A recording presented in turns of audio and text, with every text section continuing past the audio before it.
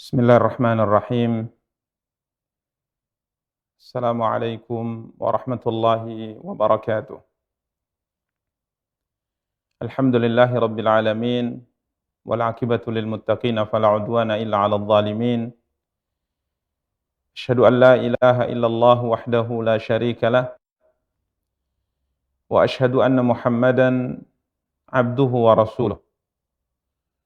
Salawatu rabbi wa salamuhu alaihi wa ala alihi wa ashabihi wa man ihtada bihadyihi واستنى بسنته إلى يوم الدين وسلم تسليما كثيرا أما بعد.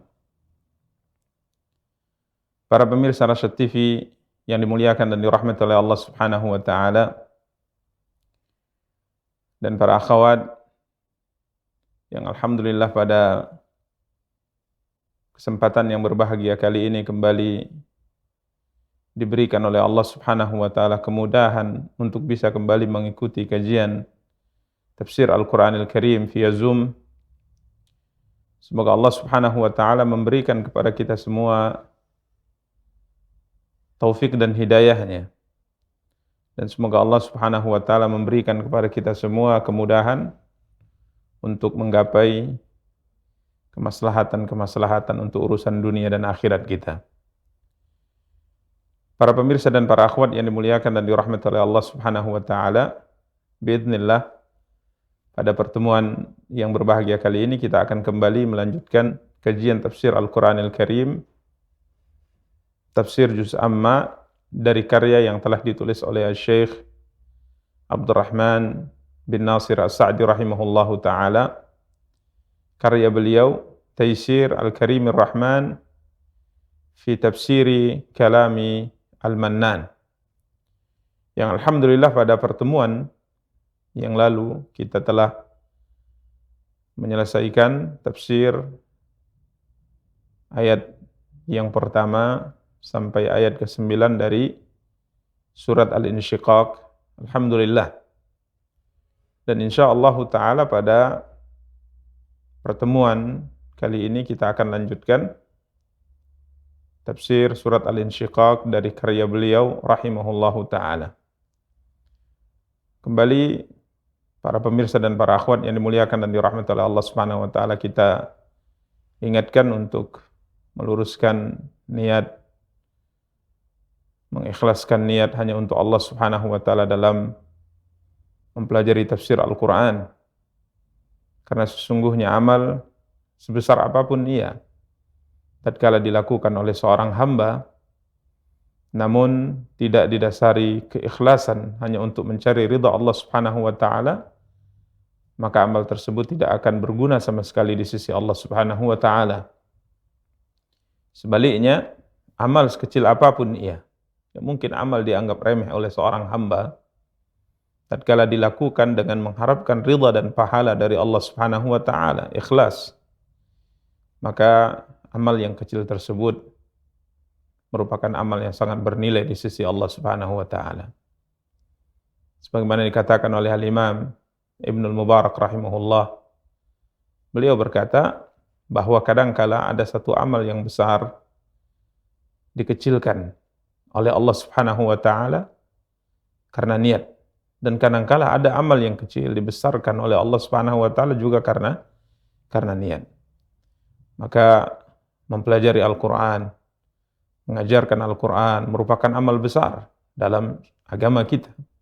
Ini merupakan amal yang sangat luar biasa, amal yang sangat besar, amal yang sangat dicintai oleh Allah Subhanahu wa taala. Namun jika seandainya amal ini tidak diniatkan untuk mencari ridha Allah Subhanahu wa taala, maka amal ini akan menjadi amal yang tidak bernilai sedikit pun di sisi Allah Subhanahu wa taala. Maka sebelum kita memulai kajian tafsir Al-Quran Al-Karim, kajian rutin kita, maka kembali kita ingatkan untuk diri kita pribadi dan kepada para pemirsa dan para akhwat sekalian untuk meluruskan niat dalam mengkaji tafsir Al-Quran ini hanya karena mencari ridha Allah Subhanahu wa ta'ala. Kemudian kita persilahkan untuk membaca apa yang akan kita tafsirkan pada pertemuan kita kali ini. Tafadhal.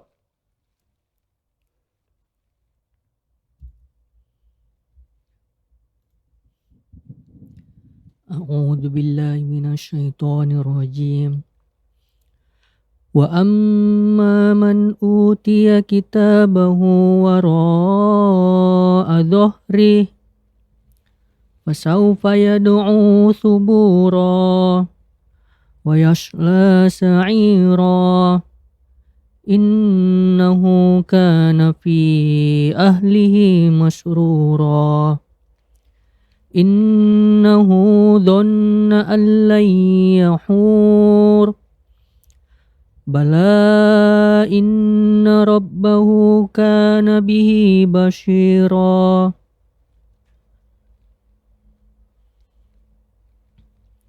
Dan adapun orang yang catatannya diberikan dari sebelah belakang, maka dia akan berteriak, celakalah aku. Dan dia akan masuk ke dalam api yang menyala-nyala neraka. Sungguh, dia dahulu di dunia bergembira di kalangan keluarganya yang sama-sama kafir. Sesungguhnya dia mengira bahwa dia tidak akan kembali kepada Tuhannya. Tidak demikian, sesungguhnya Tuhannya selalu melihatnya.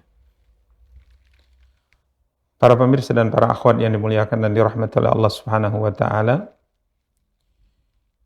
Pada pertemuan yang lalu kita jelaskan apa yang telah difirmankan oleh Allah Subhanahu wa taala tentang keadaan orang-orang yang Allah Subhanahu wa taala kelak berikan catatan amal mereka dari sebelah kanan, sehingga mereka menerimanya dengan tangan kanan mereka. Maka Allah Subhanahu wa taala akan menghisab mereka. Allah Subhanahu wa taala akan perhitungkan amal yang tercatat dalam catatan amal tersebut dengan hisaban yasira, dengan perhitungan yang mudah. Mereka akan diizinkan oleh Allah Subhanahu wa taala masuk ke dalam surga. Sehingga Allah Subhanahu wa taala mengatakan wa yanqalibu ila ahlihi masrura. Kelak mereka akan kembali kepada keluarganya di dalam surga dalam keadaan bergembira. Ini keadaan yang diceritakan oleh Allah Subhanahu wa taala yang kelak akan dialami oleh orang-orang as-su'ada. Ini orang-orang yang berbahagia, orang-orang yang beruntung.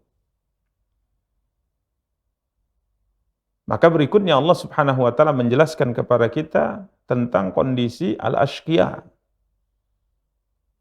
Kondisi dan keadaan orang-orang yang merana, orang-orang yang merugi pada hari akhirat. Ya, maka Allah Subhanahu wa taala berfirman, A'udzu billahi minasyaitonir rajim. Wa amma man utiya kitabahu wara'a dhahri fasawfa yad'u thubura wa yasla sa'ira. Yang artinya,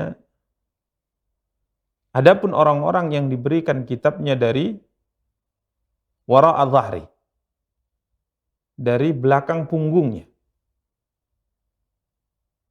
Nah, Imam Sa'di rahimahullahu ta'ala mengatakan, bishimalihi min khalfihi. Ya, diberikan catatan amal kepadanya dari sebelah kiri, dan dia menerimanya dengan tangan kirinya, namun dari arah belakang.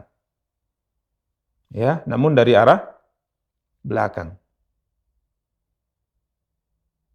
Maka yang dikatakan oleh Imam As-Sa'di rahimahullahu ta'ala ini menggabungkan dua keadaan dari kondisi orang yang akan menerima catatan amalnya ini. Yang pertama, dia menerimanya dari sebelah kiri atau dengan tangan kirinya. Kemudian yang kedua, min khalfi. Dia menerimanya dari arah belakang. Ya. Sehingga dengan ini, kita bisa memahami bahwa apa yang difirmankan oleh Allah Subhanahu wa taala dalam surat Al-Insyiqaq ayat ke-10 ini sama sekali tidak bertentangan dengan apa yang difirmankan oleh Allah Subhanahu wa taala dalam beberapa ayat dalam Al-Qur'an yang menceritakan bahwa mereka ini, kelompok yang kedua ini akan menerima catatan amal dari sebelah kirinya, karena tidak disebutkan dari arah belakang. Disebutkan dalam sebagian ayat menerimanya dengan tangan kirinya dan dari sebelah kiri. Tidak disebutkan dari belakang punggung atau dari belakang. Ini sama sekali tidak bertentangan dengan ayat yang Allah firmankan dalam surat Al-Insyiqaq ayat 10 ini tatkala kita merenungkan apa yang disebutkan oleh Al-Imam As-Sa'di rahimahullah dalam tafsir yang sudah kita bacakan tadi. Ya, contoh misalnya dalam surat Al-Haqqah ayat ke-25, Allah Subhanahu wa taala berfirman, "Wa amma man utiya kitabahu bishimalihi fayaqulu ya laitani lam uta kitabiyah." Adapun orang-orang yang diberikan kepadanya kitabnya dari sebelah kirinya. Ya. Jadi Allah Subhanahu wa taala tidak menyebutkan dalam ayat ini dari arah belakang, tidak disebutkan dari balik punggungnya atau dari arah belakang punggungnya. Allah hanya menyebutkan dari sebelah kirinya. Sehingga apa yang disebutkan oleh Al-Imam As-Sa'di rahimahullah taala ini sejalan dengan apa yang disebutkan oleh Al-Imam Ibnu Katsir tatkala beliau mentafsirkan ayat yang mulia ini.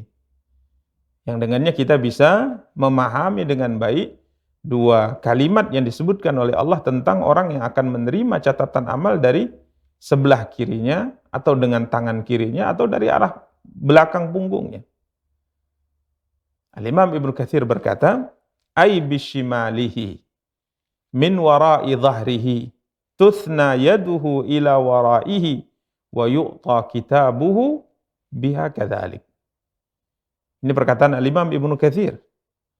Ya, perkataan Imam Ibnu Katsir rahimahullah, beliau mengatakan yakni Allah Subhanahu wa taala akan berikan catatan amal kepadanya sehingga dia menerimanya ya dari arah kiri dan dia menerimanya dengan tangan kirinya, namun memberikannya Allah Subhanahu wa taala memberikannya dari arah belakang. Ya, tuthna yaduhu ila waraihi, di mana tangan kirinya itu dijadikan oleh Allah Subhanahu wa taala bengkok. Ya, tangannya dijadikan oleh Allah Subhanahu wa taala bengkok mengarah ke belakang. Sehingga tatkala diberikan catatan amal kepadanya dari sisi kiri, maka karena tangannya bengkok, akhirnya mau tak mau dia menerimanya atau diberikan kepadanya dari arah belakang dan dia menerimanya dengan kondisi tangan yang bengkok dari sebelah kirinya atau dari arah belakangnya. Ini salah satu di antara bentuk kehinaan yang diberikan oleh Allah Subhanahu wa taala kepada kelompok ini. Jadi bukan hanya sekedar dari sebelah kiri, bukan hanya sekedar menerimanya dengan tangan kiri, akan tapi tangannya dijadikan oleh Allah Subhanahu wa taala bengkok sehingga akhirnya dia menerimanya dari arah belakang, dari sebelah kiri dari arah belakang. Ya, demikian para pemirsa dan para akhwat yang dimuliakan dan dirahmati oleh Allah Subhanahu wa taala, apa yang difirmankan oleh Allah, wa amma man utiya kitabahu wara'a dhahri. Adapun orang-orang yang diberikan kitabnya dari belakang atau dari belakang punggungnya, ya, tetap dari sebelah kiri, tetap dengan menerimanya dengan tangan kirinya, akan tapi tangannya dijadikan oleh Allah Subhanahu wa taala bengkok sehingga ia tidak bisa menerima kecuali dalam kondisi yang sangat membuatnya terhina. Berikutnya, Allah Subhanahu wa taala menggambarkan apa yang dialami oleh asy-syaqi ini, orang yang sengsara ini, orang kafir ini, tatkala dia menerima dengan kondisi seperti itu. Maka Allah Subhanahu wa taala melanjutkan firman-Nya, "Fasawfa yad'u thubura." Maka orang ini setelah menerima catatan amal dengan tangan kirinya, dari arah kirinya, dari arah belakangnya, maka ia akan berteriak. Yad'u, dia akan berteriak dengan suara keras. Apa yang dia teriakkan? Fasawfa yad'u thubura. Dia akan berteriak dengan mengatakan, celakalah aku. Celakalah aku. Kenapa dia katakan dia celaka? Al-Imam Sa'di mengatakan, minal khizyi, atas kehinaan yang Allah timpakan kepadanya. Wal fadhihah, dan juga karena tersingkapnya aib yang selama ini tertutup dari manusia. Hal ini bisa kita pahami, apa yang disebutkan Imam As-Sa'di rahimahullahu ta'ala bisa kita pahami dengan apa yang pada pertemuan yang lalu telah kita jelaskan. Yani tatkala Allah Subhanahu wa taala memperhitungkan catatan amal seorang hamba yang beriman, maka Allah Subhanahu wa taala meletakkan pembatas antara hamba ini dengan manusia yang ada di padang mahsyar. Artinya Allah tutupi aib hamba ini tatkala ia diperiksa. Tatkala hamba ini dipanggil oleh Allah Subhanahu wa taala maju menghadap Allah Subhanahu wa taala untuk mempertanggungjawabkan amal ibadah yang dia lakukan yang sudah tercatat dalam catatan amalnya, maka Allah Subhanahu wa taala merahasiakan amal ini dari manusia sehingga Allah Subhanahu wa taala menutupinya dari manusia. Kemudian Allah Subhanahu wa taala bertanya kepadanya, "Ata'rifu dzamba kadza? Ata'rifu dzamba kadza? Apakah engkau masih ingat dosa yang kau lakukan dahulu? Sebagaimana tercatat dalam catatan amalnya." Maka akhirnya hamba ini semuanya mengakui. Sampai Nabi SAW mengatakan tatkala ia sudah mengakui semua dosa yang ditanyakan oleh Allah dari dosa yang ditunjukkan oleh Allah dalam catatan amalnya, bahkan ia merasa akan binasa karena begitu banyak dosa yang dia lakukan, maka Allah Subhanahu wa taala berkata kepadanya bahwa sesungguhnya dosa ini sebagaimana dahulu tidak ada yang mengetahuinya kecuali engkau dan aku. Artinya dosa ini adalah dosa rahasia. Tidak engkau lakukan dengan terang-terangan dan engkau tidak juga berbangga dan engkau ceritakan dosa ini kepada manusia, maka pada hari ini aku ampuni semua dosa yang engkau lakukan. Ini perhitungan amal yang Allah lakukan terhadap orang yang beriman. Akan tapi Nabi kita yang mulia sallallahu alaihi wasallam menceritakan kepada kita perhitungan amal yang Allah Subhanahu wa taala lakukan terhadap orang kafir. Yang mana Al-Imam Sa'di rahimahullah taala mengatakan tatkala orang ini mengatakan ia dikatakan oleh Allah yad'u thubura, orang ini berteriak celakalah aku. Kenapa ia mengatakan celaka? Yang pertama kata Imam Sa'di karena kehinaan. Menerima catatan amal dari sebelah kiri, menerimanya dengan tangan kiri dan tangannya dibengkokkan oleh Allah Subhanahu wa taala sehingga tidak bisa menerima kecuali catatan itu diberikan dari Allah balik punggungnya. Yang kedua kata Imam Sa'di fadhihah. Allah Subhanahu wa taala singkap aibnya karena perhitungan amal yang Allah lakukan terhadapnya itu tidak seperti orang beriman yang kita sebutkan tadi. Adapun orang kafir kata Nabi sallallahu alaihi wasallam, maka Allah Subhanahu wa taala periksa amalnya di hadapan manusia. Satu persatu amalnya ditunjukkan oleh Allah dan semua orang bisa melihat dan menyaksikannya. Haula'il ladzina kadzabu ala rabbihim ala la'natullahi 'alal kadzibin. Mereka adalah orang yang akan diumumkan di hadapan semua manusia. Orang-orang inilah orang-orang yang mendustakan Rabb mereka, mendustakan Allah Subhanahu wa taala dan laknat Allah lah kepada orang-orang yang mendustakan Allah Subhanahu wa taala. Jadi aib mereka disingkap oleh Allah, tidak ditutupi oleh Allah Subhanahu wa taala. Sehingga mereka mengatakan celakalah aku. Mereka berteriak dengan suara keras, celakalah aku. Kemudian, wa ma yajidu fi kitabihi minal a'mal allati qaddamaha wa lam yatub minha.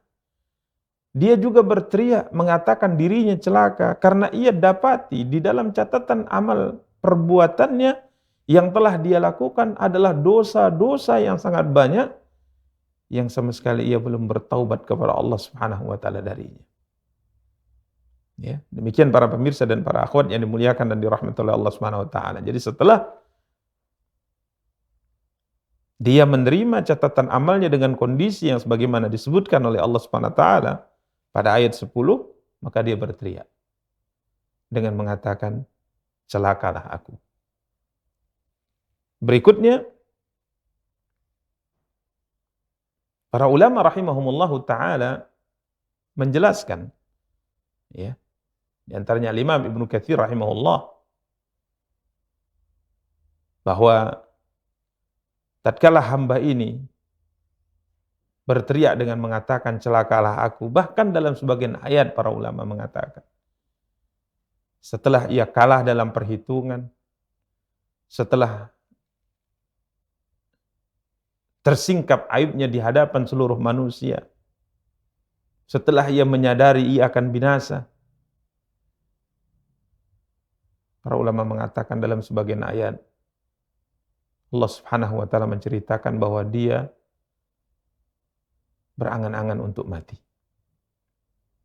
Berangan-angan untuk mati. Sampai-sampai Al-Imam Qatadah rahimahullah ta'ala mengomentari apa yang difirmankan oleh Allah tatkala Allah menceritakan angan-angan mereka saat itu untuk mati. Al-Imam Qatadah mengatakan, tamannal mauta walam yakun indahu fid dunya syai'un aqrahu min. Saat itu ia berangan-angan untuk mati, meminta mati kepada Allah. Padahal waktu mereka hidup di dunia tidak ada sesuatu yang paling mereka benci. Tidak ada sesuatu yang paling mereka takutkan kecuali kematian itu. Namun di saat kondisi mereka sebagaimana yang diceritakan oleh Allah, di saat itu mereka minta mati. Allah Subhanahu wa taala berfirman sebagaimana yang difirmankan oleh Allah dalam surat Al-Haqqah ayat 27. Setelah Allah menceritakan tentang bagaimana kondisi mereka menerima catatan amal itu, maka Allah Subhanahu wa taala mengatakan bahwa mereka mengatakan, ya laitaha kanatil qadiyah. Wahai kiranya, mereka berkata, kematian itulah yang menyelesaikan segala sesuatu. Setelah mereka mendapat catatan amal dari sebelah kiri atau dari arah belakang, dan mereka menerimanya dengan tangan kiri mereka, dan setelah Allah SWT periksa catatan amal tersebut, dan dia yakin akan binasa, dia dapati semua dalam catatan amalnya adalah dosa dan tidak pernah dia bertaubat kepada Allah SWT. Dan dia yakin dia akan dimasukkan oleh Allah ke dalam api neraka waliyadzubillah, maka dia mengatakan, ya laitaha kanatil qadiyah. Wahai kiranya kematian itulah yang menyelesaikan segala sesuatu. Apa kata Imam Qatadah yang kita nukil tadi? Dia berangan-angan untuk mati. Dia meminta kematian kepada Allah. Padahal kematian itu waktu di dunia merupakan perkara yang paling dia benci dan paling dia takutkan. Ya. Demikian para pemirsa dan para akhwat yang dimuliakan dan dirahmati oleh Allah Subhanahu wa taala, fasawfa yad'u thubura, maka dia akan berteriak, celakalah aku. Berikutnya pada ayat yang ke-12, Allah Subhanahu wa taala melanjutkan firman-Nya, wa yasla sa'ira. Dan dia akan masuk ke dalam api sa'ira. Salah satu di antara sifat dari api neraka dan salah satu di antara nama dari api neraka. Dia akan masuk ke dalam api yang menyala-nyala. Maksudnya neraka. Al-Imam Sa'di rahimahullah ta'ala berkata, tuhitu bihis sa'iru min kulli janib. Orang ini akan dikepung, akan dikurung di dalam api, di mana api ini akan meliputinya dari segala penjuru. Dimasukkan ke dalam satu penjara, dan penjara tersebut semuanya terbuat dari api. Di sebelah kanannya api, di sebelah kirinya api, di depannya api, di belakangnya api, di atasnya api, di bawahnya api. Suatu siksa yang tidak bisa kita bayangkan. Imam Sa'di mengatakan, tuhitu bihis sa'iru min kulli janib. Api yang menyala-nyala itu akan mengepungnya dari segala penjuru, dari semua sisi. Wa yuqlabu ala adzabiha, dan orang ini akan dibalik-balik oleh Allah Subhanahu wa taala di atas azab neraka seperti ini. Maka sebagian para ulama rahimahumullah taala mengatakan bahwa kondisinya seperti seekor binatang yang dipanggang di atas api. Ya, yang dipanggang di atas api. Dan jika seandainya api ini membuat mereka mati, maka mungkin siksanya sekalipun berat, akan tapi masih ada sisi ringannya. Akan tapi dalam kondisi mereka disiksa dengan siksa yang berat seperti itu, yang di segala penjurunya api, dengan api yang panasnya sangat luar biasa. Namun kondisi mereka di saat itu tidak mati. Kullama nadijat juluduhum baddalnahum juludan ghairaha. Allah Subhanahu wa taala jelaskan bahwa setiap kali kulit mereka hangus terbakar, maka Allah akan ganti kulit mereka dengan kulit yang baru, liyadzuqul adzab, agar mereka merasakan pedihnya siksa Allah Subhanahu wa taala. Nasallallahu alaihi wal afiyah. Bahkan Allah Subhanahu wa taala mengatakan, la yamutu fiha wa la yahya. Mereka tidak mati di dalamnya dan tidak hidup. Artinya antara hidup dan mati. Dalam kondisi masih hidup, terus disiksa oleh Allah Subhanahu wa taala dalam waktu yang tidak berakhir. Ini bagi orang kafir. Ya. Kemudian Al-Imam Sa'di mengatakan li'annaha fid dunya, kenapa ia mendapatkan siksa yang sangat berat seperti ini? Dibakar oleh Allah Subhanahu wa taala di dalam api neraka yang menyala-nyala, yang api mengepungnya dari seluruh penjuru. Kemudian dia dibolak-balik dibakar dalam api ini. Karena waktu di dunia, innahu kana fi ahlihi masrura. Ya, li'annahu fid dunya, Al-Imam Sa'di mengatakan karena orang ini tatkala hidup di dunia sebagaimana yang Allah firmankan pada ayat berikutnya, ini ayat ke-13. Innahu kana fi ahlihi masrura. Sesungguhnya dia dahulu di dunia bergembira di kalangan kaumnya, di kalangan keluarganya yang sama-sama kafir. Para pemirsa dan para akhwat yang dimuliakan dan dirahmati oleh Allah Subhanahu wa taala, Al-Imam As-Sa'di rahimahullah taala mengatakan tatkala menjelaskan ayat yang mulia ini, di mana Allah Subhanahu wa taala berfirman dia dahulu, yakni orang yang disiksa dengan siksa yang berat ini dahulu hidup di dunia masruran, bergembira di kalangan keluarganya, bergembira di kalangan kaumnya yang sama-sama kafir. Al-Imam Sa'di mengatakan la yakhturu al-ba'tha ala balihi wa qad asa'a. Di mana waktu ia hidup di dunia tidak pernah terbetik di dalam hatinya akan adanya hari kebangkitan. Karena memang orang ini adalah orang yang tidak percaya dengan adanya hari kebangkitan.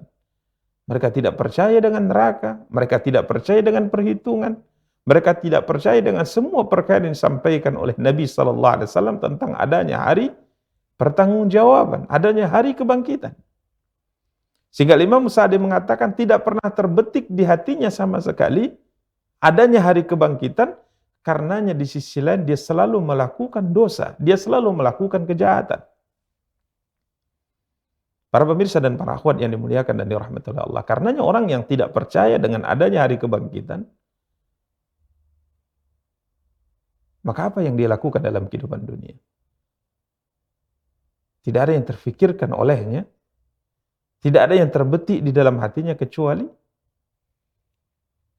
bersenang-senang, memenuhi perutnya, dan hanya melampiaskan syahwatnya.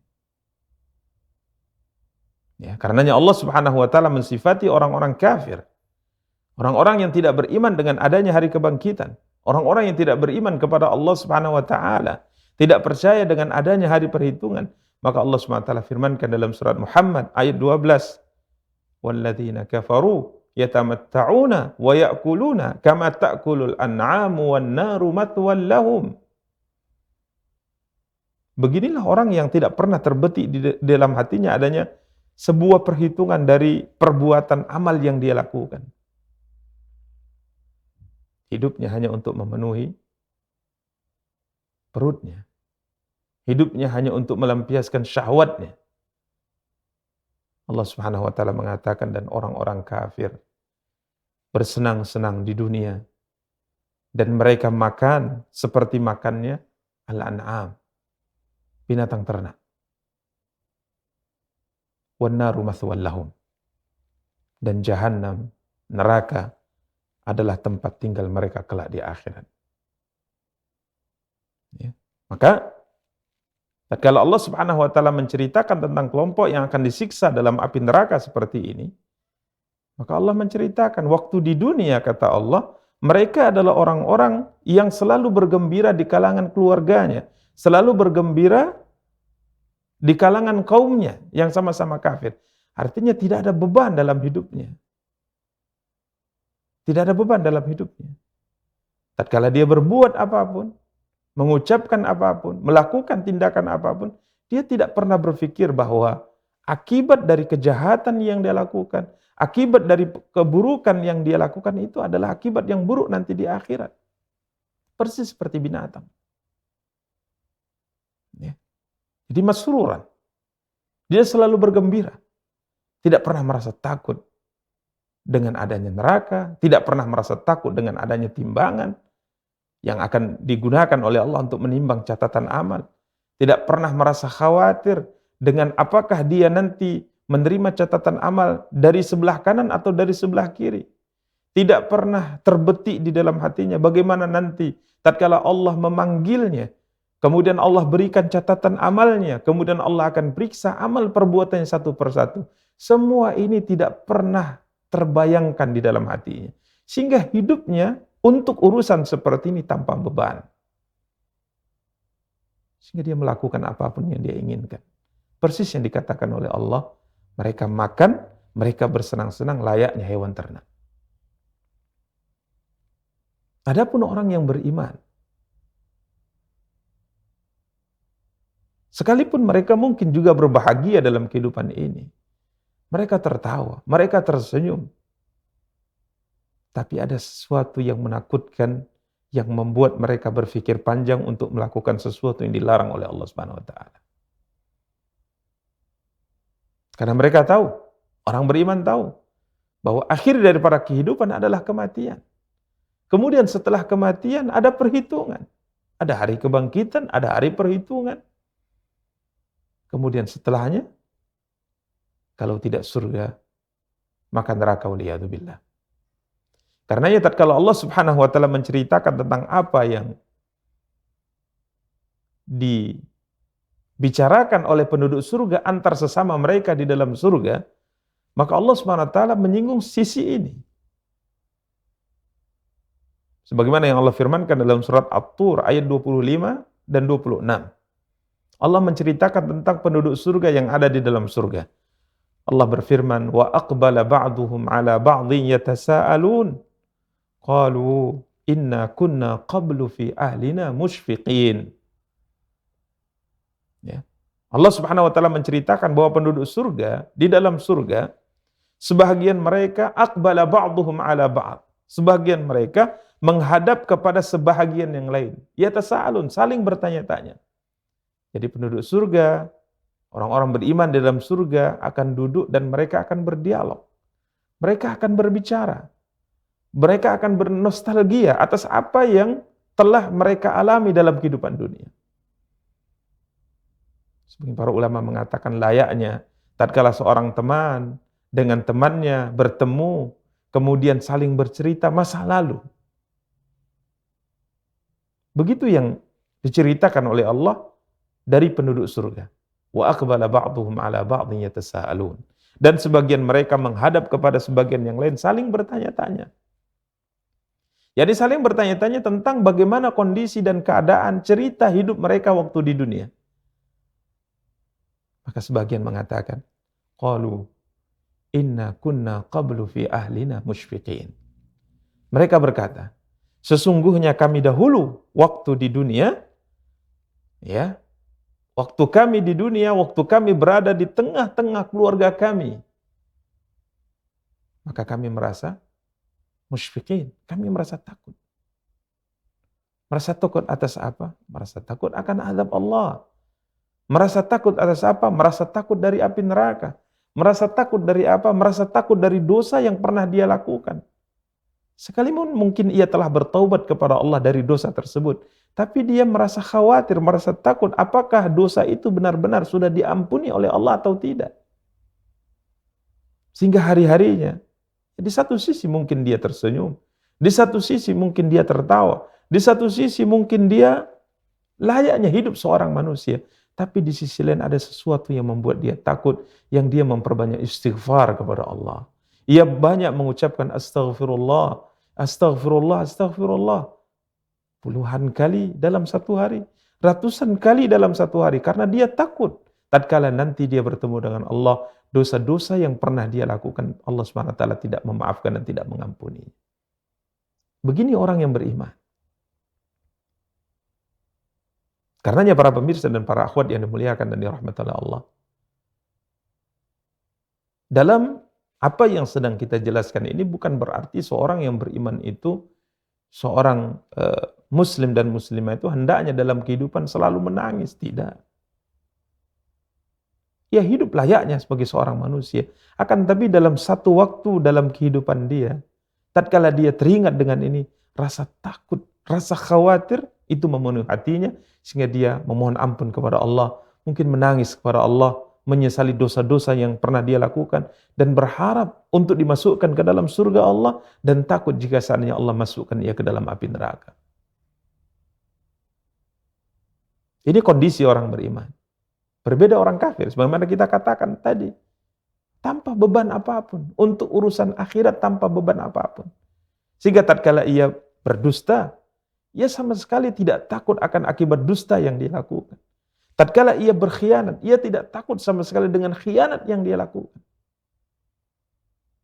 Tatkala ia melakukan dosa-dosa yang lain, apakah ia berzina, ataukah ia mencuri, ataukah ia menipu manusia, ataukah ia menzalimi manusia, atau ia tidak melakukan perintah Allah, sama sekali tidak terbetik di dalam hatinya rasa takut atas akibat buruk yang akan ia alami nanti tatkala ia bertemu dengan Allah Subhanahu wa taala. Karena pada hakikatnya tidak beriman dengan adanya hari kebangkitan.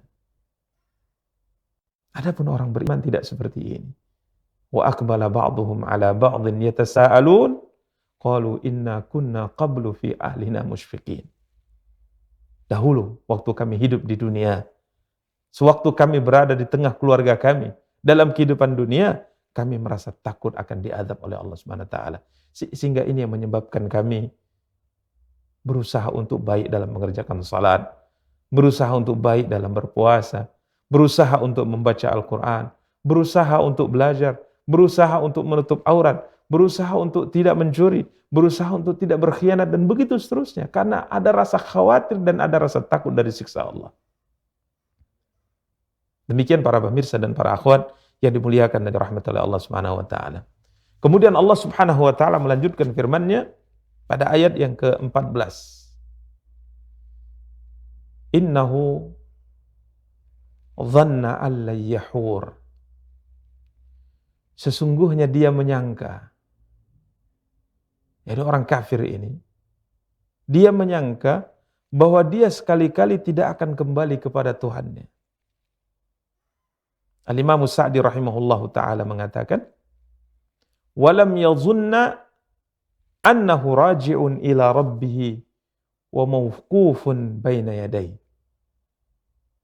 Sama sekali ia tidak menyangka dan ia tidak meyakini bahwa kelak dia akan kembali kepada Tuhannya.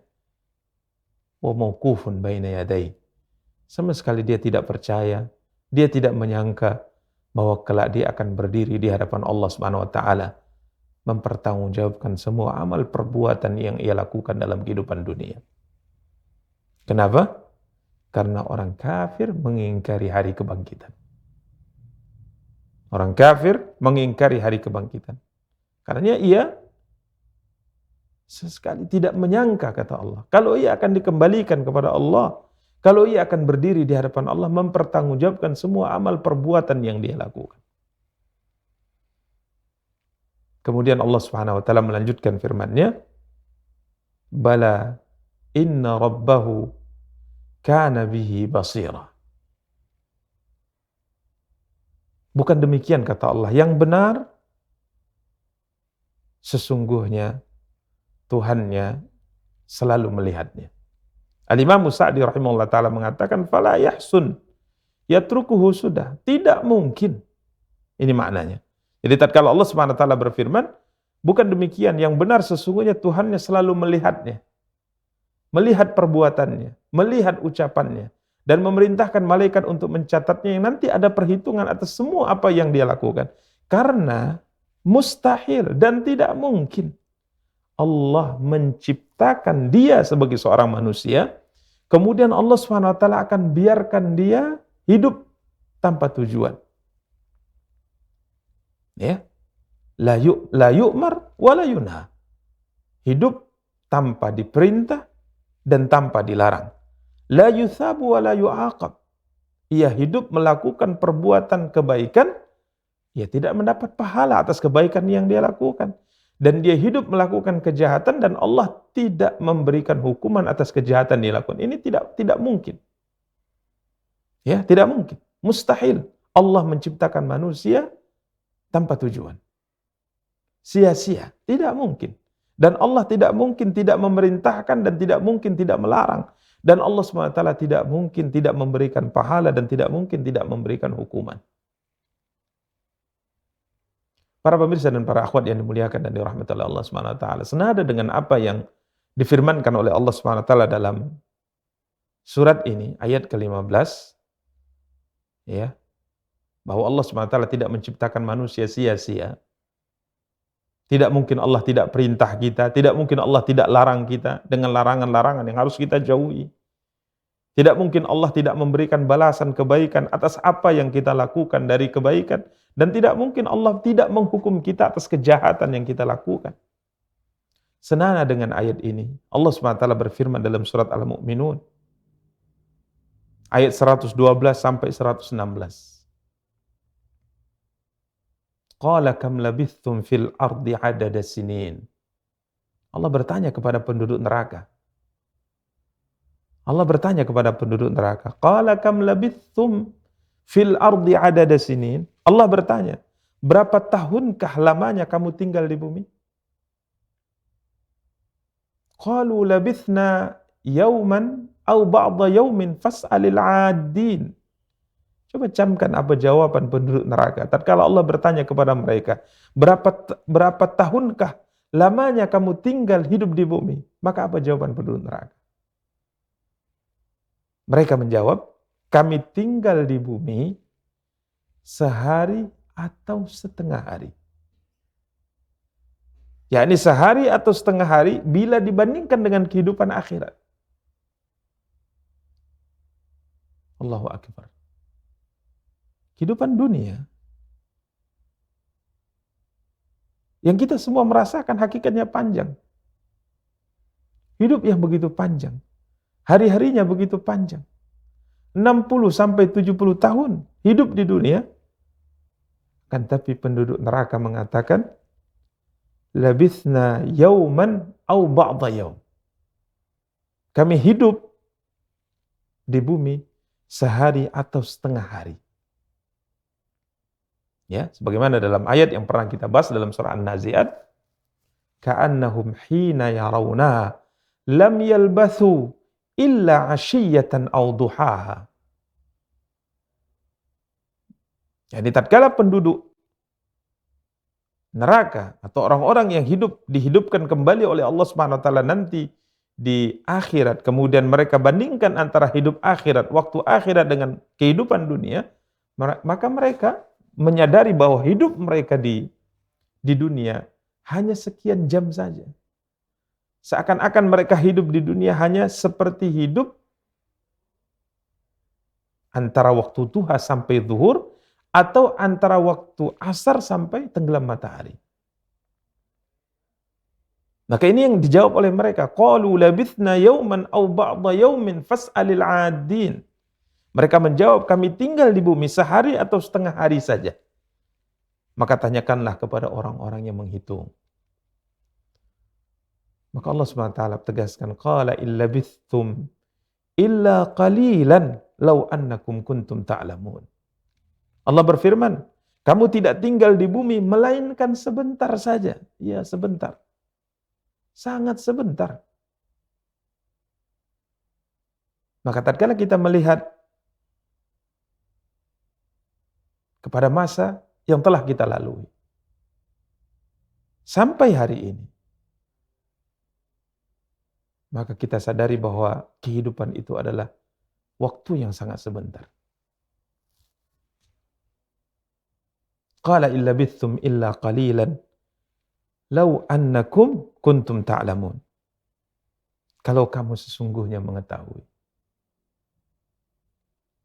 Kemudian Allah Subhanahu wa taala mengatakan, ini terkait dengan pembahasan kita, bahwa Allah Subhanahu wa taala tidak menciptakan manusia sia-sia tanpa tujuan. Allah mengatakan, afahasibtum annana khalaqnakum abatha. Waktu yang sangat sebentar hidup di dunia yang kalian lalui itu. Apakah kalian menyangka, kata Allah Subhanahu wa taala? Apakah kalian mengira, kata Allah Subhanahu wa taala, annama khalaqnakum abatha? Bahwa sesungguhnya kami menciptakan kamu secara main-main, sia-sia saja, tanpa tujuan? Ya, dia sebentar. Nabi kita yang mulia SAW mengatakan umur umat Muhammad berkisar antara 60 sampai 70 tahun. Dia merupakan waktu yang sangat sebentar. Lihatlah. Mungkin mayoritas kita yang saat ini menyaksikan kajian tafsir Al-Quran ini, mungkin mayoritas kita berkisar antara 35, 40 tahun, mungkin ada yang 50 tahun. Ya. Jika seandainya umur kita sudah mencapai 40 tahun, kalau kita melihat dari apa yang disabdakan oleh Nabi kita yang mulia SAW, umur umatku berkisar antara 60 sampai 70 tahun. Taruhlah kita katakan hanya tersisa 25 tahun dari hidup kita lagi ke depan. Waktu yang sangat singkat. Qala illa bithum illa qalilan law annakum kuntum ta'lamun. Kalian tinggal hidup di dunia itu hanya sebentar saja, kata Allah. Jika seandainya kalian mengetahui itu. Tapi ingat, waktu yang sebentar itu, hidup yang sangat sebentar itu, apakah kalian mengira kami menciptakan kalian hanya untuk bermain-main saja? Wa annakum ilaina la turja'un. Dan sesungguhnya kalian tidak dikembalikan kepada kami? Tidak. Fata'alallahul malikul haq. Maha tinggi Allah, Raja yang sebenarnya. La ilaha illahu. Tidak ada sesembahan berhak disembah kecuali Dia. Rabbul arshil karim. Rabb yang mempunyai arsy yang mulia. Para pemirsa dan para akhwat yang dimuliakan dan dirahmati oleh Allah Subhanahu wa taala. Jadi, tatkala Allah Subhanahu wa taala berfirman, "Bala inna rabbahu kana bihi basira." Allah Subhanahu wa taala ingin menegaskan kepada manusia bahwa Allah Subhanahu wa taala selalu melihat. Allah Subhanahu wa taala selalu melihat semua perbuatan yang kita lakukan, dan Allah perintahkan perbuatan yang kita lakukan untuk dicatat di dalam catatan amal yang nanti ada pertanggungjawaban. Karena Allah Subhanahu wa taala tidak menciptakan kita sia-sia. Pasti ada perintah yang Allah perintahkan yang harus kita kerjakan, ada larangan yang Allah larang yang mesti kita tinggalkan. Kemudian kalau kita melakukan perintah, meninggalkan larangan, maka di sana ada pahala. Sebaliknya kalau seandainya kita meninggalkan perintah dan melakukan larangan, maka di sana ada dosa dan hukuman.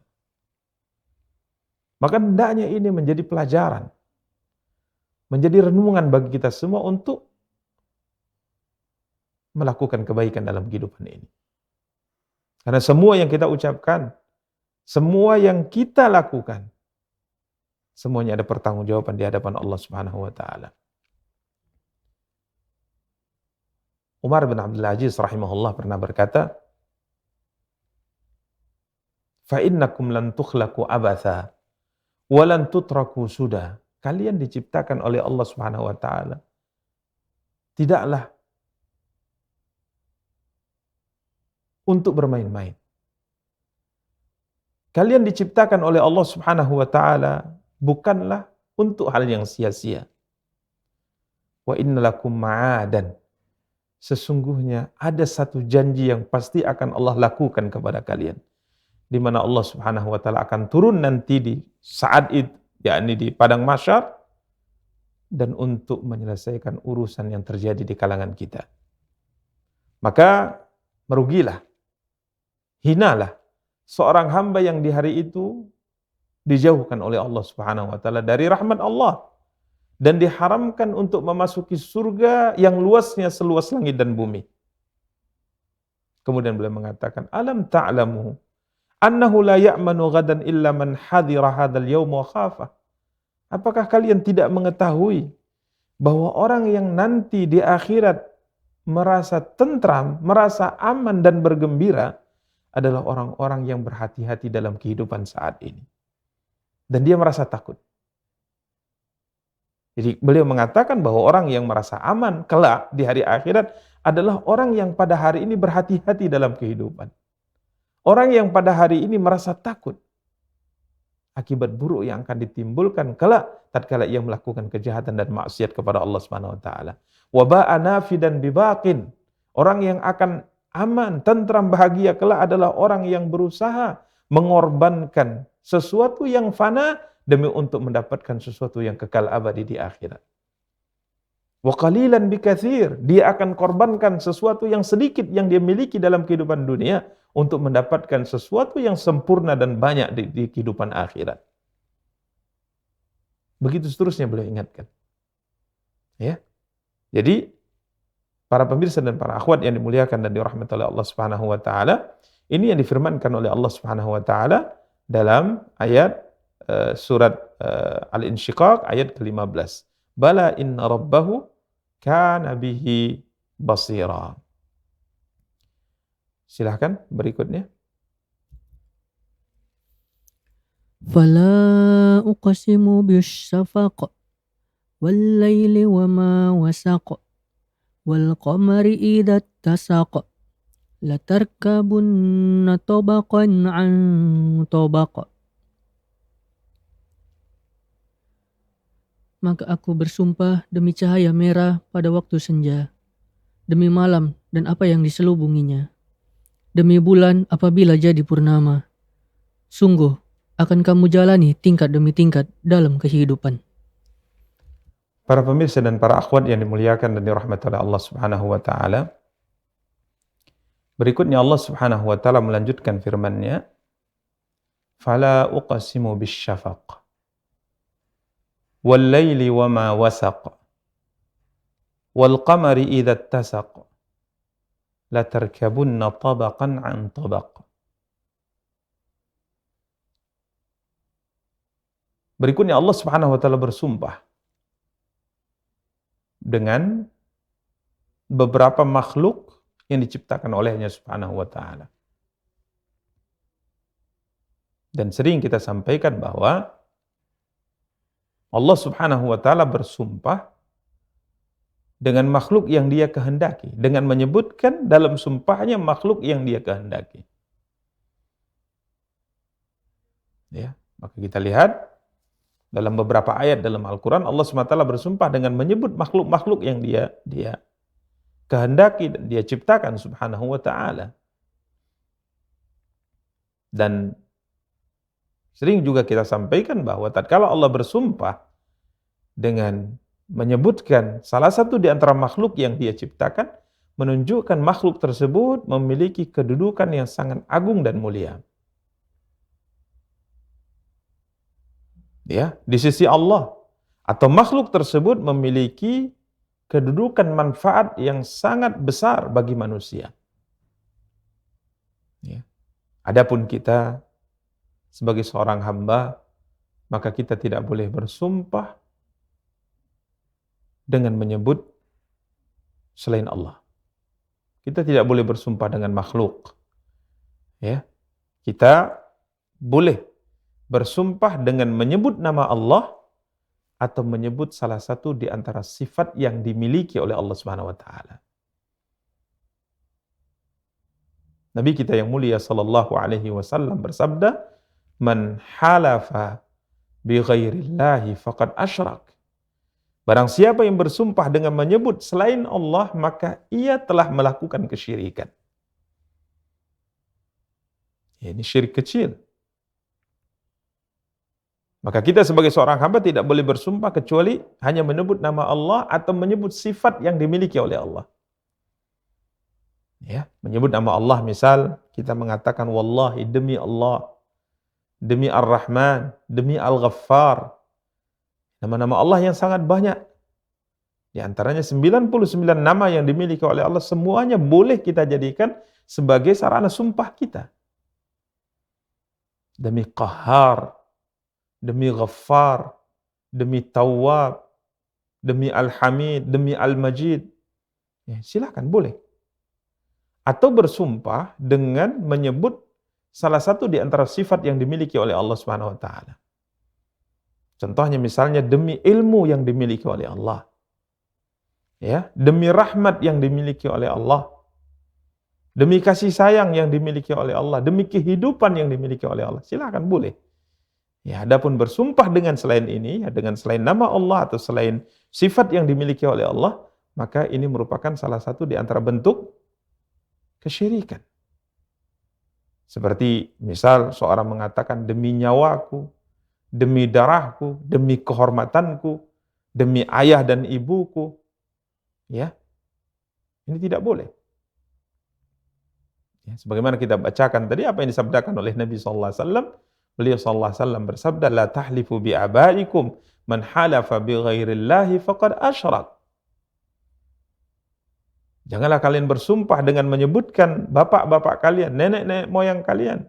Dan barang siapa bersumpah dengan menyebut nama selain Allah, maka ia telah melakukan kesyirikan. Adapun Allah Subhanahu wa taala, maka dia bersumpah dengan makhluk yang dia kehendaki. Maka di sini Allah Subhanahu wa taala bersumpah dengan 3 makhluknya. Ya, bersumpah dengan 3 makhluknya. Yang pertama, Allah Subhanahu wa taala bersumpah dengan asy-syafaq. Cahaya merah di waktu senja. Yang kedua, Allah Subhanahu wa taala bersumpah dengan al-lail wa ma wasaq. Ya, ini malam atau sifat malam. Malam dan apa yang diselubunginya. Kemudian yang ketiga, Allah Subhanahu wa taala bersumpah dengan bulan purnama, al-qamari idza tasaq. Itu dengan bulan apabila menjadi purnama. Para pemirsa dan para akhwat yang dimuliakan dan dirahmati oleh Allah Subhanahu wa taala.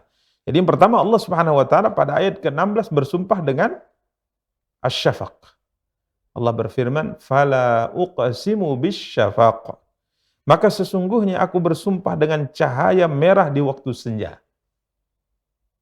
Ya, cahaya merah di waktu senja. Al-Imam Sa'di rahimahullah taala mengatakan, "Aqsama fi hadzal mawdi' bi ayatil lail."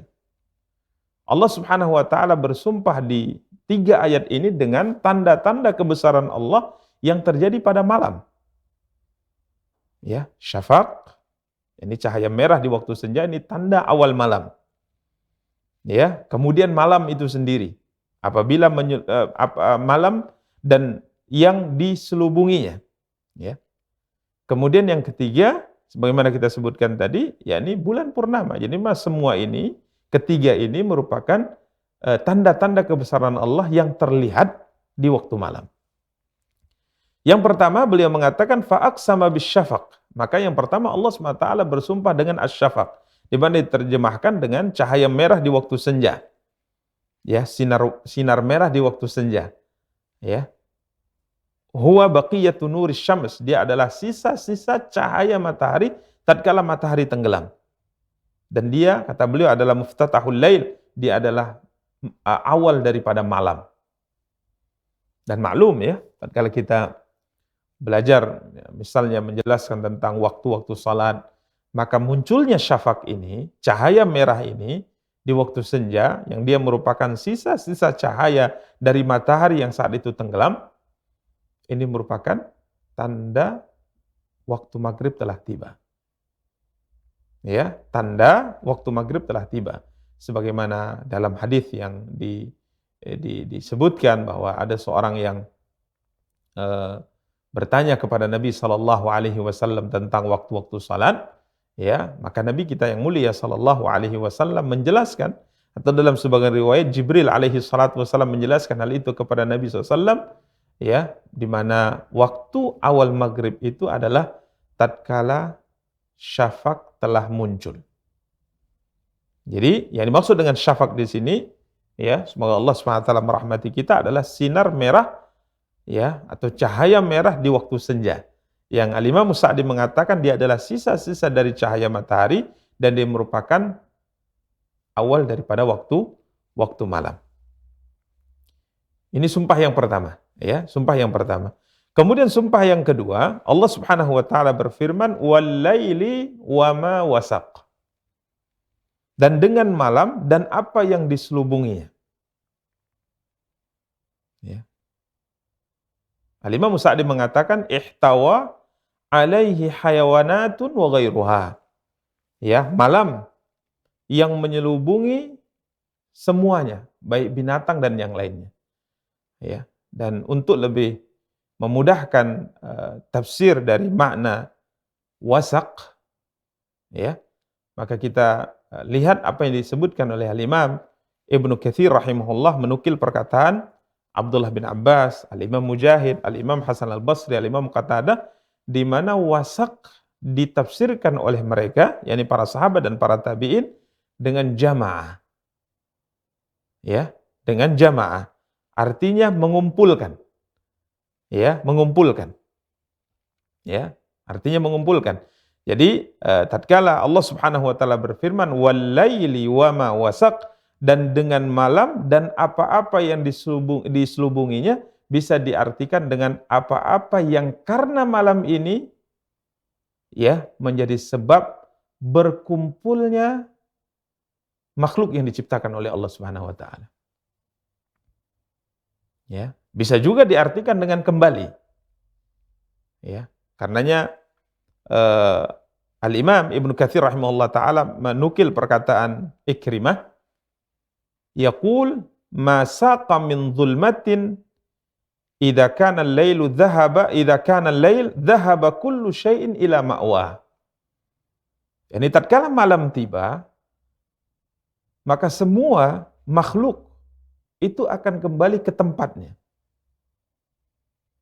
Ini makna dan dengan malam dan apa yang diselubungi. Artinya dengan malam, maka makhluk-makhluk yang diciptakan oleh Allah kembali ke tempat asalnya.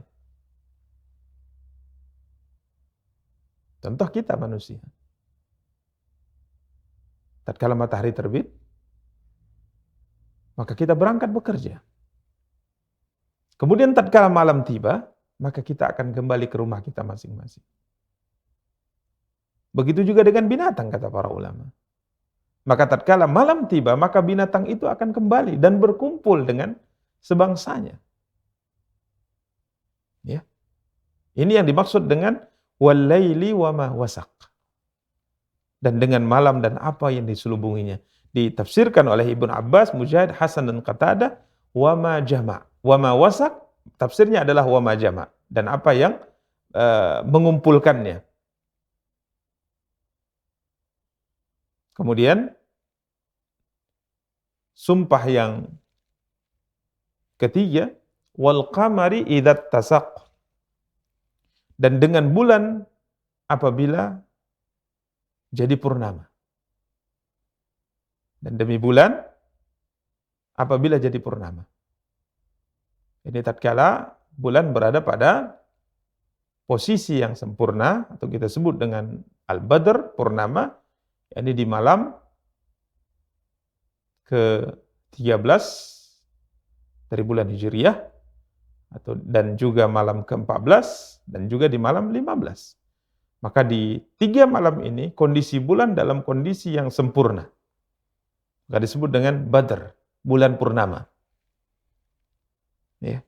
Di mana Imam Sa'di rahimahullah taala mengatakan ai imtala anuran bi ibdarihi, di mana bulan akan memancarkan cahaya yang sempurna tatkala dia sudah menjadi purnama. Wadzalika ahsan ma yakun, sehingga bulan dilihat di saat itu dalam kondisi yang paling baik, dan aktsaru manafi', dan manfaat yang ditimbulkan dari cahaya bulan di malam purnama merupakan manfaat yang paling sempurna. Jadi dari sisi keindahan, disitulah terlihat keindahan yang paling sempurna. Dari sisi manfaat, maka di malam 13, 14, dan 15, maka manfaatnya juga sangat besar. Untuk manusia dan untuk makhluk di alam semesta ini. Para pemirsa dan para akhwat yang dimuliakan dan dirahmati Allah SWT. Ini 3 sumpah Ya, yang difirmankan oleh Allah, "Fala uqsimu bisyafaq wal laili wa ma wasaq wal qamari idza tasaq."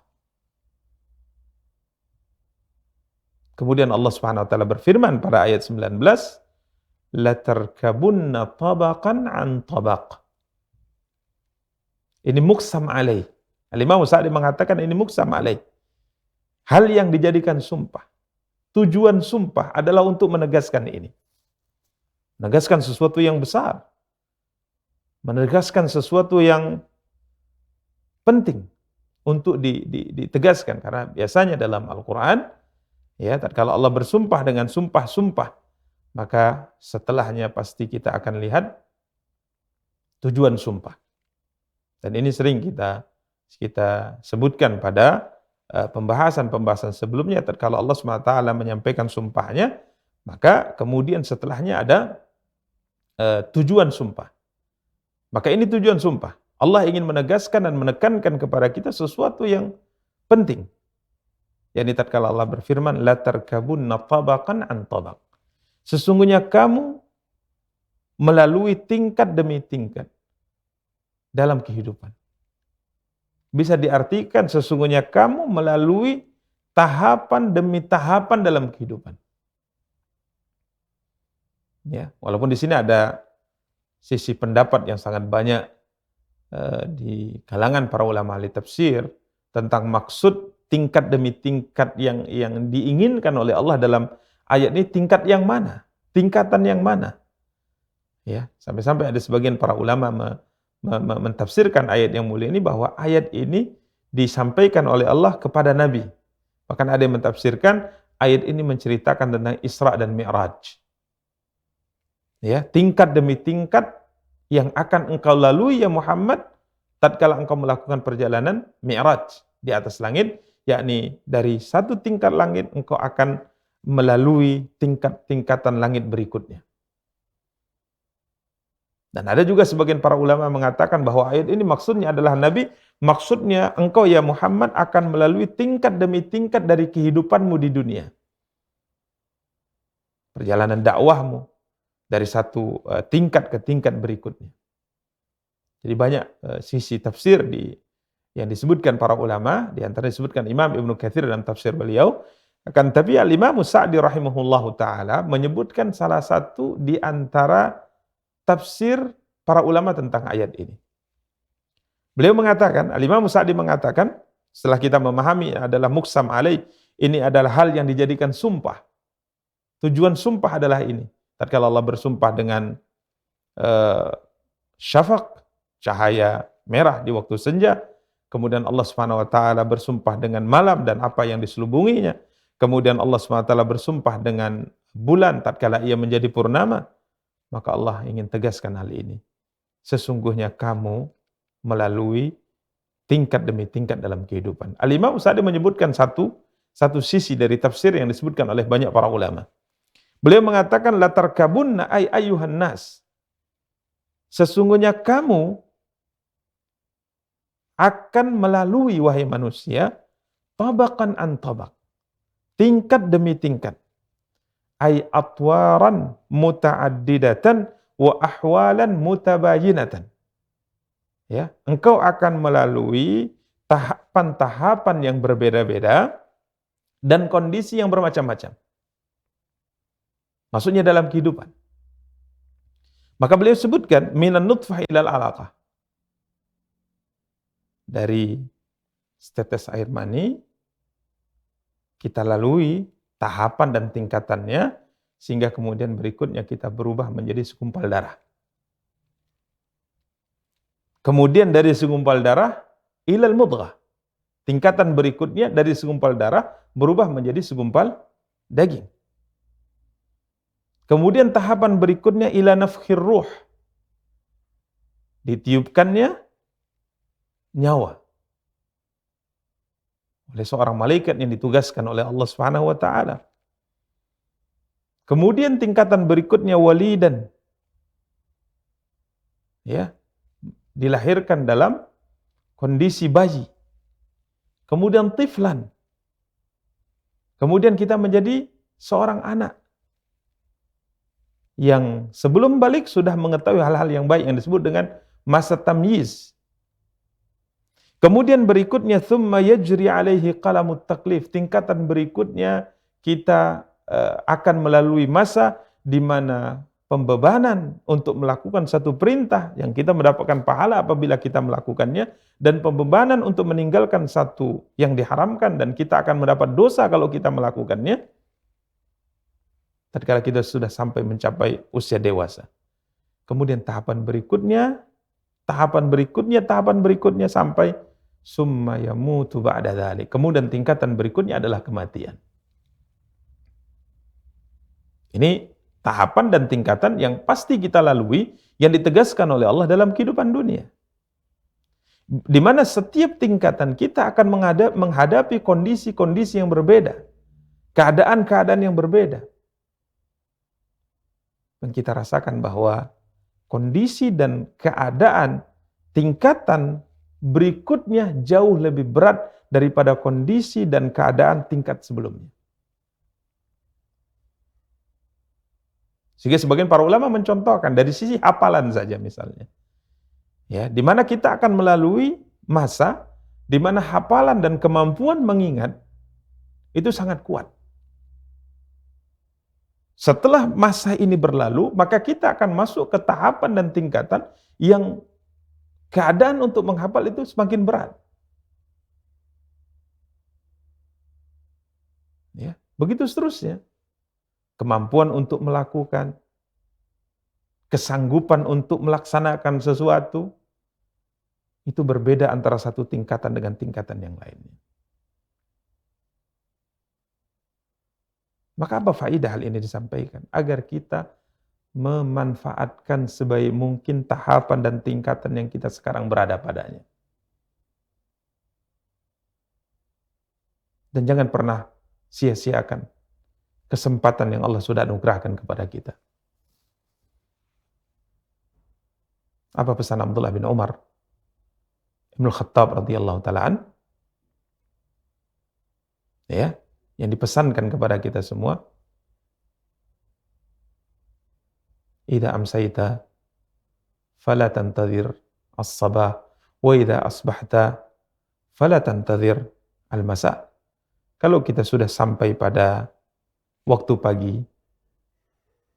maka jangan tunda untuk melakukan kebaikan sampai datangnya waktu sore. Dan kalau seandainya kita sudah tiba di waktu sore untuk melakukan kebaikan, jangan tunda sampai datangnya pagi. Karena tidak ada seorang pun di antara kita yang bisa memastikan apakah kita akan melanjutkan ke tahapan dan tingkatan berikutnya atau tidak. Sampai beliau mengatakan, kemudian kita akan masuk pada tingkatan-tingkatan berikutnya dari tingkatan kehidupan akhirat. Summa yub'atsu wa yujaza bi'amalihi. Kemudian kita akan masuk pada tahapan dan tingkatan berikutnya. Kita mati, kemudian kita akan dibangkitkan, kemudian kita akan mendapatkan ganjaran atas semua amal perbuatan yang kita lakukan. Apalagi kalau kita berbicara tentang tahapan-tahapan yang akan kita lalui di padang mahsyar atau di hari akhirat. Hidup yang begitu sangat panjang akan kita lalui sampai ujungnya adalah surga atau neraka Allah Subhanahu wa taala. Kemudian di akhir daripada tafsir ini beliau mengatakan fahadhihi tabaqatul mukhtalifah al-jariyah 'alal 'abd dalatun 'ala anna Allah wahdahu huwal ma'bud. Tingkatan-tingkatan yang berbeda-beda ini, ya, yang dilalui oleh seorang hamba menunjukkan bahwa Allah dialah satu-satunya zat yang berhak untuk diibadati. Karena dia mengatur. Dia menetapkan itu semua.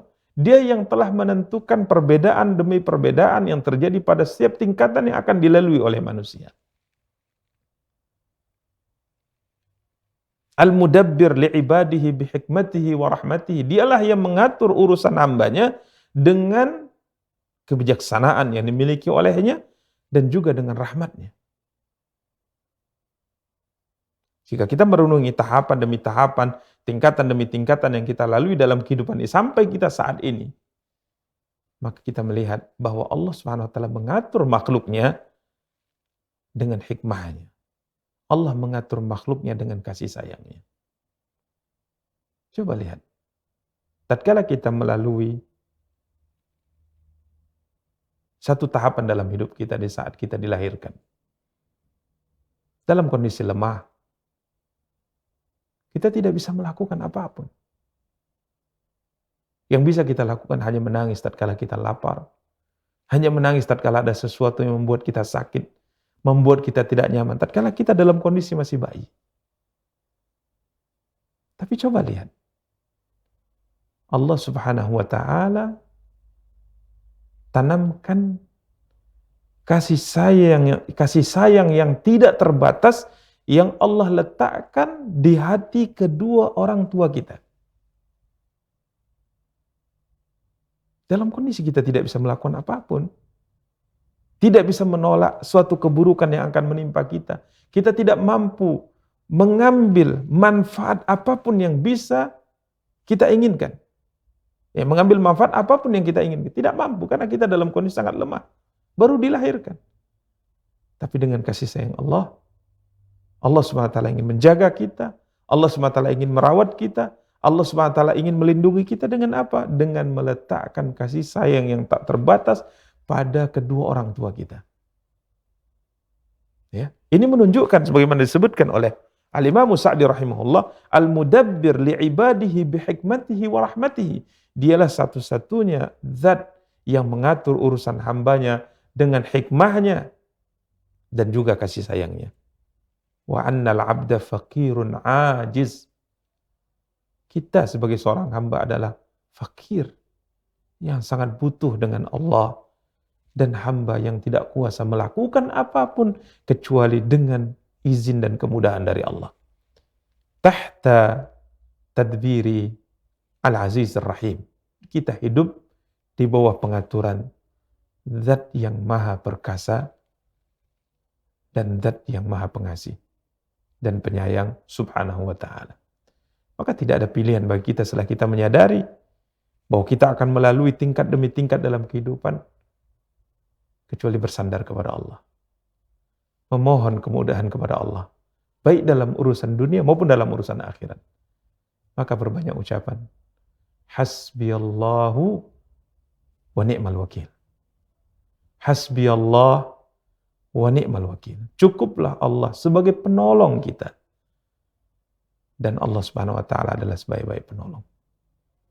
Maka tatkala kita melihat tahapan demi tahapan, di mana tahapan yang kita lalui itu jauh lebih ringan dengan tahapan yang akan kita masuki berikutnya. Sampai tahapan yang paling berat adalah tatkala kita nanti berdiri di hadapan Allah. Tahapan yang paling berat adalah tatkala kita berdiri di hadapan Allah, mempertanggungjawabkan semua amal yang kita lakukan. Ucapan, perbuatan, sikap, dan yang lainnya, ada pertanggungjawaban. Berat. Karenanya para ulama tadi kita ingatkan, mereka mengatakan bahwa tahapan yang akan kita masuki jauh lebih berat dari tahapan yang kita tinggalkan. Apalagi kalau kita bandingkan antara tahapan akhirat dengan tahapan dunia. Maka dalam kondisi kita menyadari bahwa kita hidup di bawah aturan Allah, Dialah yang mengatur kita dengan hikmah dan kasih sayangnya. Kita adalah hamba yang lemah, hamba yang tidak mampu, hamba yang tidak memiliki kuasa apapun untuk mendatangkan manfaat dan menolak mudarat, kecuali kalau Allah berikan kemudahan untuk kita, maka tidak ada pilihan bagi kita untuk selalu mengucapkan hasbiyallah wa ni'mal wakil. Cukuplah Allah sebagai penolong kita, penolong aku, dan Allah sebaik-baik penolong. Demikian para pemirsa dan para akhwat yang dimuliakan dan dirahmati Allah Subhanahu wa taala, apa yang dapat kita sampaikan pada kesempatan yang berbahagia kali ini. Semoga hal ini bisa menambah keimanan kita kepada Allah, ya, menambah wawasan kita dan menambah semangat kita untuk terus memperbaiki amal ibadah kita kepada Allah, sehingga bisa menjadikan kita termasuk di antara orang-orang yang kelak Allah berikan catatan amalnya, ya, dari sebelah kanan, dan kita menerimanya dengan tangan kanan kita, sehingga dengannya kita akan mendapat ampunan dan surga Allah Subhanahu wa taala. Amin ya rabbal alamin. Demikian kita cukupkan pembahasan dan kita tutup dengan doa kafaratul majlis. Subhanakallahumma bihamdika asyhadu an la ilaha illa anta astaghfiruka wa atubu ilaika. Wassalamu alaikum warahmatullahi wabarakatuh.